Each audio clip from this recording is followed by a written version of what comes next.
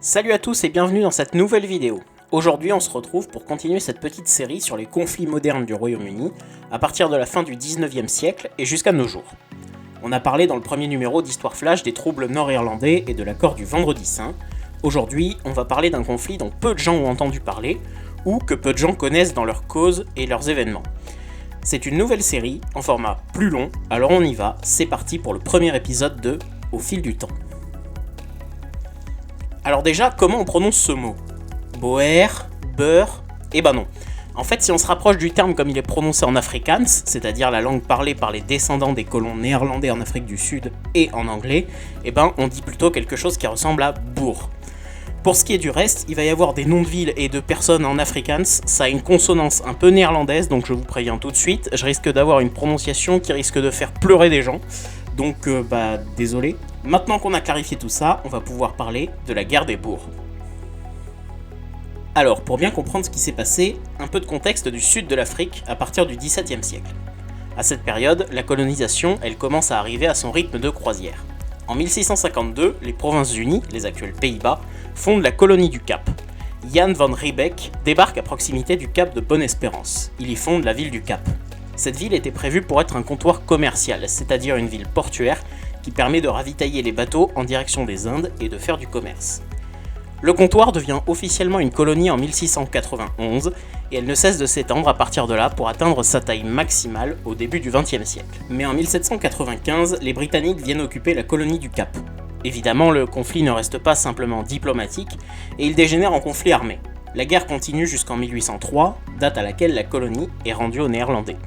Mais c'est sans compter sur la persévérance britannique, puisqu'en 1806, la colonie est à nouveau occupée jusqu'à ce que les Néerlandais cèdent définitivement la colonie du Cap au Royaume-Uni en 1814. Cela n'empêche pas que des descendants des colons néerlandais restent habités dans la région, et ce sont eux qu'on appelle les bourgs. Cette colonisation britannique, elle est renforcée au fil du 19e siècle et elle est confortée par la conférence de Berlin de 1884-1885, mais là, il faut absolument qu'on parle de cette conférence, alors on en parle, c'est parti. L'idée de la conférence de Berlin, c'est de fixer les règles du jeu en Afrique. En réalité, on est assez loin d'un découpage de gâteau comme on peut le voir sur la gravure. Tout part de tensions en Afrique centrale entre Royaume-Uni, France et Portugal à propos du fleuve Congo et de l'Angola. Le conflit se règle diplomatiquement, sans escarmouche, mais le besoin se fait ressentir de réglementer tout ça. Les puissances européennes, elles veulent avoir des colonies, qui à cette époque sont un enjeu de puissance. Et parmi les puissances européennes, on trouve le jeune empire allemand, dont la figure centrale, c'est le chancelier Otto von Bismarck. L'Allemagne, elle est dans une situation particulière. C'est une grande puissance économique et industrielle, mais contrairement aux autres pays européens qui ont la même envergure, comme le Royaume-Uni et la France, elle n'a à cette époque quasiment pas de colonies, ce qui provoque un sentiment d'infériorité du côté allemand. C'est aussi la raison pour laquelle la conférence se tient à Berlin. Bismarck, il espère avoir la main sur les négociations en jouant à domicile si vous voulez. Ce sont donc 14 pays qui sont invités et qui participent à la conférence de Berlin, y compris des pays qui n'ont pas de colonies, mais qui sont des puissances assez importantes de l'époque. Alors on y va pour la liste. L'Allemagne, logiquement, puisque c'est là-bas que ça se passe, l'Autriche-Hongrie, la Belgique, le Danemark, l'Empire ottoman, l'Espagne, les États-Unis, la France, l'Italie, les Pays-Bas, le Portugal, le Royaume-Uni, la Russie et la Suède-Norvège. Une visée de la conférence de Berlin, c'est la mission civilisatrice. Parce que oui, à cette époque, on pense effectivement que les peuples des territoires colonisés ne sont pas civilisés. La réalité, c'est qu'ils sont bien évidemment civilisés, mais selon leurs propres codes de société qui sont très différents de ceux des sociétés européennes. Les négociations de la conférence de Berlin, elles durent 3 mois, et l'acte final, il est signé le 26 février 1885. Cet acte final rappelle l'objectif de mission civilisatrice et ajoute 4 mesures principales. La liberté de commerce et de navigation sur le fleuve Congo, la liberté de navigation sur le bassin du Niger, l'engagement de lutte contre la traite des esclaves, qui continue encore dans certains endroits en Afrique, bien que l'esclavage ait été aboli dans les États européens depuis plusieurs décennies. Enfin, la définition de règles pour les occupations futures sur le continent africain. On va être clair, la règle, c'est premier arrivé, premier servi, et tant pis pour les autres, il n'y a plus de contestation possible. En fait, c'est ce point qui a mené à des négociations limite informelles, du genre si tu prends ça, est-ce que moi je peux prendre ça aussi ? Et c'est aussi ce qui a conduit à la vision d'une conférence qui sert à partager le gâteau, comme sur la célèbre gravure. Alors, on va continuer sur le contexte, mais cette fois-ci le contexte géographique, parce que c'est un petit peu ce qui a mené au début des hostilités dans la guerre des bourgs. Alors, ce contexte géographique. Bon, déjà, comme son nom l'indique, l'Afrique du Sud, c'est à la pointe sud de l'Afrique. C'est pas pour vous prendre pour des idiots, mais ça mange pas de pain de le rappeler. L'Afrique du Sud, c'est aussi un pays qui a beaucoup de relief et ça a son importance pour mener certains combats. Enfin, c'est un pays très aride et ça peut avoir son importance aussi. Bref, une fois qu'on a dit toutes ces généralités, on va aborder un point central dans toute cette histoire. On va faire de la géographie des ressources. Les ressources, les matières premières, c'est assez souvent la raison d'un conflit, et ça fait partie des causes de la guerre des bourgs. Et ici, quand on parle de causes, on parle surtout d'or et de diamants, ce qui a des conséquences économiques et surtout militaires dont on va reparler. Il faut aussi parler de géographie politique et territoriale pour bien comprendre la situation de l'époque. À l'aube de la guerre des bourgs, ce qui est aujourd'hui l'Afrique du Sud, ça ressemble à ça. C'est la colonie du Cap, dont on a parlé tout à l'heure, qui occupe la majeure partie du territoire sud-africain. Dans la partie nord-est du territoire, on trouve les républiques bourgs. Elles sont au nombre de 4. Le Stellaland, le Natalia, ou République de Natal, le Transvaal, aussi nommé en tant que République d'Afrique du Sud, qui n'a rien à voir avec la République d'Afrique du Sud qu'on connaît aujourd'hui, et enfin l'État libre d'Orange. Donc, en résumé, on a les républiques bourgs dans l'est de l'Afrique du Sud et de l'or et des diamants partout en Afrique du Sud, mais principalement dans l'Est. Si on ajoute à ça que les bourgs et les colons britanniques, ils peuvent pas se saquer, on a un joli petit cocktail explosif pour qu'une guerre se déclenche. On va voir tout ça juste après. Alors, on parle enfin de la guerre des bourgs. Ce sont 2 conflits armés et le premier a lieu entre décembre 1880 et février 1881. Ce conflit il est lié entre autres aux ressources. En 1868, un important gisement de diamants est découvert à Kimberley, dans une région transfrontalière entre le Transvaal et l'État libre d'Orange. C'est un véritable rush qui se met en place vers cette nouvelle région minière. Évidemment, puisque ces gisements se trouvent dans des républiques bourgs, cela provoque la jalousie et la convoitise des Britanniques.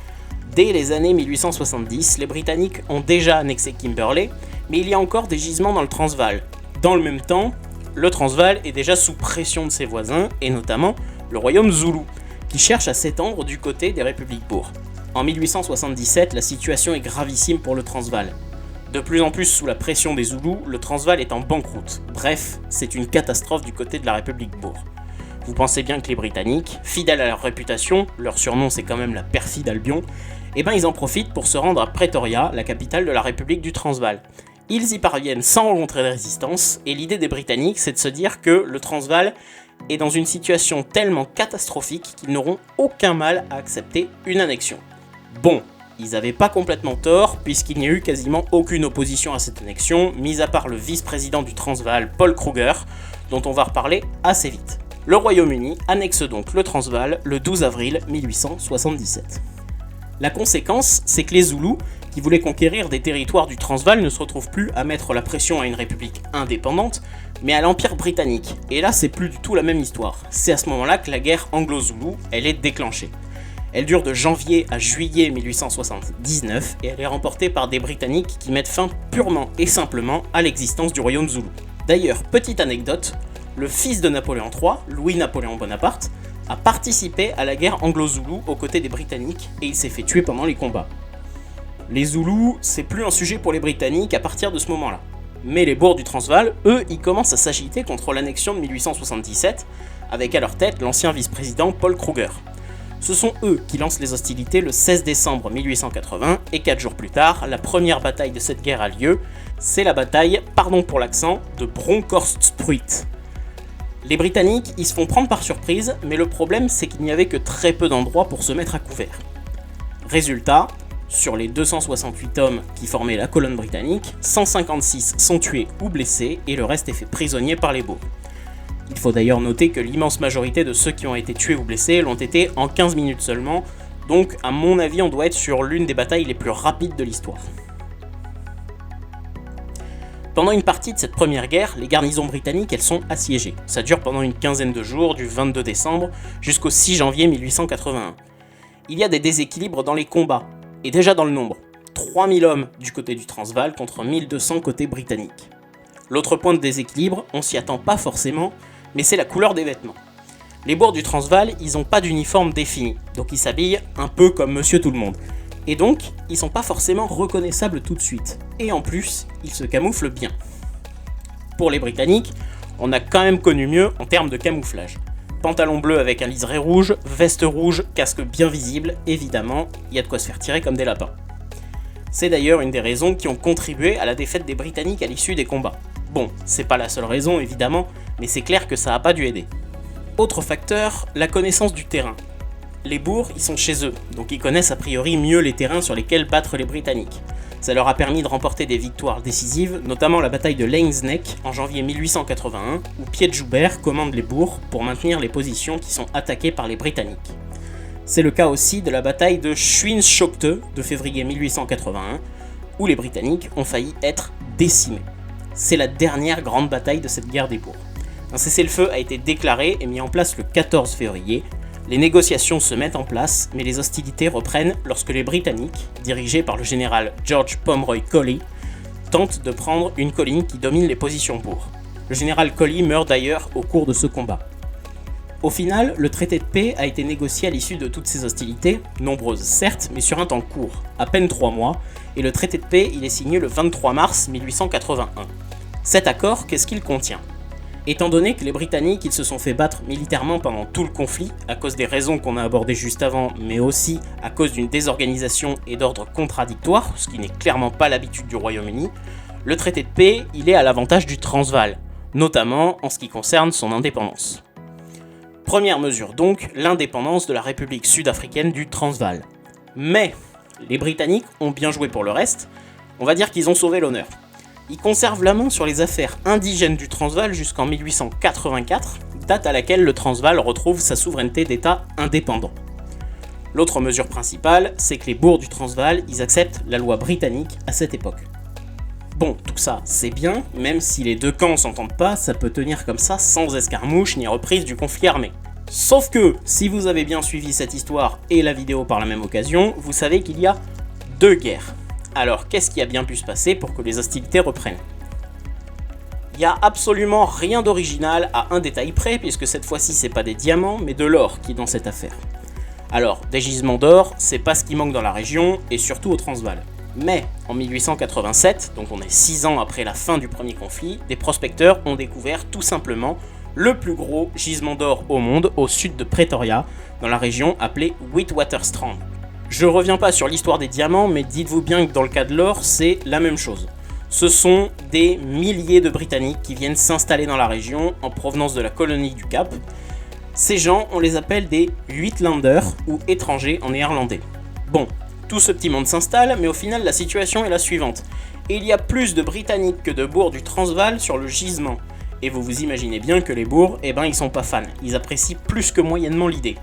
Surtout que, rappelez-vous de ce qu'on a dit, les Britanniques et les boers, ils sont pas les meilleurs amis du monde du tout, loin de là. Donc évidemment, les tensions augmentent, les Britanniques se voient privés de droits politiques, on leur ajoute des taxes, bref, la situation est un tout petit peu tendue. Ces tensions, elles vont jusqu'à l'assassinat d'un Uitlander par un policier du Transvaal en décembre 1898, ce qui exacerbe les tensions à tel point que le président de l'État libre d'Orange, Martinus Steyer, fait se réunir avec lui le président du Transvaal, Paul Kruger. Vous vous souvenez de lui ? C'était le vice-président qui s'était opposé à l'annexion du Transvaal en 1877, et un administrateur colonial britannique, du nom d'Alfred Milner, pour négocier et tenter d'apaiser les tensions entre boers et britanniques. Sauf que, à coup de petites phrases entre Kruger et les Britanniques, les tensions s'aggravent. Ultimatum britannique pour obtenir les mêmes droits que les boers du Transvaal, et la réaction de Kruger ne se fait pas attendre, puisqu'il lance à son tour un ultimatum aux Britanniques, il leur demande de se retirer de la frontière du Transvaal, sans quoi il déclencherait à nouveau les hostilités, accompagné de son voisin et allié, l'État libre d'Orange. Et donc c'est reparti pour un tour, la seconde guerre des boers est déclenchée le 11 octobre 1899. Elle s'achève le 31 mai 1902, donc elle est beaucoup plus longue que la première guerre. En plus de ça, tout est démesuré en comparaison avec la première guerre. 200 000 hommes du côté des républiques boers, 450 000 du côté des Britanniques. Il y a également plusieurs fronts et plusieurs phases de la guerre, on va détailler tout ça, c'est parti. Ce qu'il faut savoir, c'est que sur ces 3 fronts, 2 sont ouverts dès le début de la guerre, le front ouest et le front est. Ces fronts, ils existent jusqu'à l'été 1900 et c'est un autre type de guerre qui se met en place à partir du printemps. Une guerre de raids et de guérilla comme il y a pu avoir en Amérique latine au moment des guerres d'indépendance, et comme il y en a eu un grand nombre lors des guerres du XXe siècle, et je pense en particulier à la guerre du Vietnam, mais vous inquiétez pas, il y aura une vidéo là-dessus. Dans le même temps, il y a plusieurs phases de la guerre. Bon, en réalité, il y a surtout 2 phases pendant que les 2 fronts sont ouverts. La première phase, elle est plutôt constituée d'offensives provenant des bourgs jusqu'en janvier 1900, et la deuxième phase constituée d'offensives plutôt britanniques jusqu'en septembre 1900, avant de laisser place donc à la guérilla. La première phase, elle dure 3 mois, d'octobre à janvier. Les bourgs envahissent la colonie du Cap, ce qui ouvre le front ouest. Les bourgs, qui ont attaqué dès le départ, remportent des victoires. L'espoir revient du côté des Britanniques le 20 octobre 1899, lors d'une bataille dans le Natal à Talana Hill. Cette bataille est la première grande bataille du front Est. Elle intervient, une fois n'est pas coutume, à l'initiative des Britanniques qui, il faut bien le dire, sont dominés au début de la guerre. Les bourgs dominaient avant cette bataille 2 collines, au nord et à l'est de la ville de Talana Hill. Les Britanniques ont alors ouvert le feu en arrivant depuis la vallée. Conséquence, environ 1000 bourgs se sont enfuis en entendant les tirs, ce qui signifie que la victoire britannique, elle a logiquement été plus simple ensuite. Après, quand je dis plus simple, il a quand même fallu prendre la colline à coups de baïonnette quand les Britanniques se sont retrouvés bloqués à son pied. Si les pertes britanniques ont été plus importantes que celles des bourgs, la victoire, elle est quand même pour les Britanniques qui ont réussi finalement à prendre cette fameuse colline. Cette victoire, elle leur redonne de l'espoir, mais en réalité, les Britanniques se font surprendre à plusieurs reprises par les victoires des bourgs. Pendant cette première phase, de nombreux sièges ont cours également. C'est le cas notamment à Ladysmith, sur le front Est. Cette ville, elle a été le théâtre d'un siège et de 2 batailles. La bataille de Ladysmith, elle a eu lieu le 30 octobre 1899. C'est un des premiers combats de cette deuxième guerre des bourgs.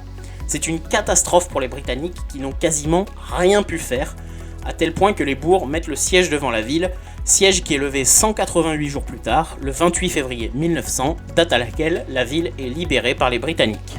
A partir de là, les défaites s'enchaînent pour les Britanniques, avec de nombreuses pertes, notamment à Magersfontein, Stormberg et Colenso. La deuxième phase de la guerre, elle débute en janvier 1900, et elle voit un retournement dans les combats.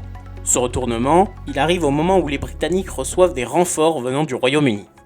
Même si l'initiative elle a changé de camp, les combats y restent traditionnels, dans les règles de l'art. Pourtant, ce sont les bourgs qui enchaînent les défaites, les Britanniques, eux, ils enchaînent les victoires, revigorés par les renforts qui arrivent de la métropole. Et ça, à tel point que Bloemfontein, la capitale de l'État libre d'Orange, elle est prise par les Britanniques le 13 mars 1900, et Pretoria, capitale du Transvaal, elle subit le même sort le 5 juin, juste après Johannesburg. Bon, à partir de là, les bourgs se réunissent pour décider de la stratégie à adopter, car à partir de mars 1900, ils sont clairement au bord de la défaite pure et simple. À partir de ce moment, ils décident de changer complètement de stratégie et de passer à une guérilla avec des raids. Les bourgs pensent que, connaissant a priori mieux le terrain, ça passerait bien mieux pour eux. Alors, les bourgs commencent cette guerre informelle en attaquant les lignes de chemin de fer et les lignes télégraphiques britanniques, qui ont dû réagir très vite pour ne pas être pris de vitesse. Et donc, à partir de ce moment-là, on voit pousser comme des champignons des blocos et des barbelés pour protéger les infrastructures britanniques, importantes pour la stratégie militaire. En 1901, ce sont donc pas moins de 8000 blocos qui sont opérationnels sur 6000 km cumulés, ce qui permet de ralentir les mouvements de la guérilla, mais pas de la stopper en totalité. Alors les Britanniques mettent en place d'autres dispositions, ce qui inclut la politique de la terre brûlée, c'est-à-dire de tout détruire par eux-mêmes dans les campagnes pour ne pas que les bourgs puissent les utiliser. Conséquence, ce sont 30 000 fermes et une quarantaine de petites villes qui ont été détruites par les Britanniques. À cela, il faut ajouter que les Britanniques ont mis en place un système, repris et industrialisé un petit peu plus de 30 ans plus tard par l'Allemagne nazie, c'est-à-dire les camps de concentration. D'ailleurs, j'en profite pour rappeler qu'il ne faut pas confondre camp de concentration et camp d'extermination. On n'exécute pas, ou plutôt rarement, les prisonniers des camps de concentration, c'est plutôt la mission d'un camp d'extermination. D'ailleurs, les Britanniques n'ont pas appelé ça camp de concentration, mais camp de reconcentration, je sais pas trop s'il faut apprécier l'ironie. Dans ces camps de reconcentration donc, les conditions de vie, vous vous en doutez bien, elles sont désastreuses. Pas d'hygiène, très peu de nourriture, bref, c'était l'horreur. Près d'un quart de la population bourg, soit un peu plus de 115 000 personnes, et quasiment le même nombre d'Africains noirs ont été internés dans ces camps. Parmi ces quelques 230 000 personnes, on estime que près de 28 000 bourgs y sont morts, et plus de 14 000 Africains noirs ont subi le même sort, même si des recherches récentes avancent le nombre de 20 000 Africains qui sont morts dans ces camps de reconcentration. À ça, il faut ajouter la déportation de plus de 25 000 personnes issues de ces camps. Les méthodes britanniques, enfin si on peut dire, ont brisé les bourgs physiquement et surtout moralement, et peu à peu, ces derniers se sont rendus à partir de 1901. Il y a quand même eu un dernier barreau d'honneur bourg lors de la bataille d'Elands River, où ces derniers ont pu saisir des équipements britanniques. Mais la conséquence, elle reste la même. Peu à peu, les bourgs se rendent après les atrocités commises par les Britanniques. Un commandant des dernières troupes bourgs, Jan Smuts, s'exprime à ses hommes de la manière suivante, montrant les raisons de la reddition des bourgs. Laissez-moi vous expliquer les raisons qui ont contraint la majorité des bourgs à se rendre. Nous, les combattants de l'ouest du Cap, nous ne sommes encombrés ni de femmes ni d'enfants. Nous n'avons pas de famille à secourir ni à nourrir. Nous avons des armes et des munitions en quantité considérable, des chevaux et du bétail à discrétion. Mais sachez qu'au Transvaal et dans l'Orange, c'est le sang de nos femmes qui a coulé. 21 000 femmes et enfants sont morts déjà dans les camps de concentration anglais, et si la guerre se poursuivait, ils mourraient tous et notre race disparaîtrait. En mai 1902, les derniers bourgs se sont rendus, marquant de fait la défaite bourg et la victoire britannique. Le traité de paix, il est signé dans le même mois à Vereeniging, cette fois-ci à l'avantage des Britanniques, qui annexent officiellement les républiques bourgs. Mais le Transvaal et l'État libre d'Orange ne se soumettent pas sans condition. En 1906 et 1907, les deux anciennes républiques bourgs obtiennent une autonomie de gouvernement. Les Britanniques ont également dû verser 3 millions de livres sterling au bourg, ce qui est colossal pour l'époque. Aujourd'hui, cette somme équivaudrait à plus de 350 millions d'euros.